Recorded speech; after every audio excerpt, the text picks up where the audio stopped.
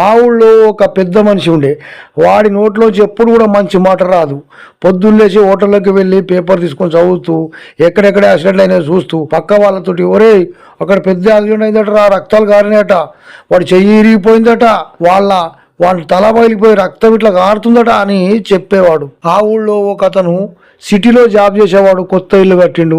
ఆ ఇంటి ఇనాగ్రేషన్ కోసం అందరినీ పిలవడానికి, రేపు మధ్యాహ్నం రండి మా ఇంటికి భోజనానికి, రేపు మధ్యాహ్నం రండి అని పిలుస్తున్నాడు. దారిలో ఈ ముసలోడు కనబడ్డాడు. వీడికి పిలుద్దామని మనసులో ఉంటుంది, కానీ పిలిస్తే వీడు మళ్ళీ రేపేమో రాద్ధాంతం చేస్తాడు అని వెనుక ముందు అవుతున్నాడు అన్నమాట. చివరికి ఎలాగోలా ధైర్యం చేసి అతని దగ్గరికి వెళ్ళి, తాత రేపు మా కొత్త ఇల్లు గృహప్రవేశం ఉంది, నువ్వు భోజనానికి రా అని చెప్తాడు. తాత నీకు దండం పెడుతున్నా, దయచేసి అక్కడికి వచ్చి నువ్వేం మాట్లాడకంటాడు. నేను ఏం మాట్లాడను రాటరు.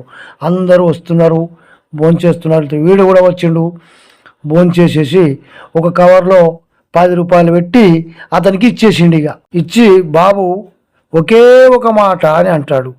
సరే ఏదైనా కనుకనే తప్పు మాట్లాడుకుంటాడు. తప్పేం కాదురా, మంచిది అంటాడు. ఏంటి చెప్పు అంటే, ఇల్లు మాత్రం సూపర్గా కట్టినావురా అని అంటాడు. అనగానే వీని మనసు శాంతించింది.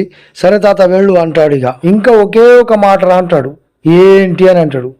ఏం లేదురా, ఈ దర్వాజా కొంచెం వెడల్పు ఉంటే బాగుండే అంటాడు. ఎందుకు అంటాడు. నడవడానికి ఏమి ఇబ్బంది లేదు, నడవడానికి ఎటువంటి ఇబ్బంది లేదు, కానీ ఎవరన్నా చనిపోతే ఆ శవాన్ని తీసుకువెళ్ళాలంటే చాలా ఇబ్బంది ఉంటుంది కదరా అని అన్నాడు. వాడికి ఆకాశం విరిగి తలపై పడ్డట్టు అయిపోయింది.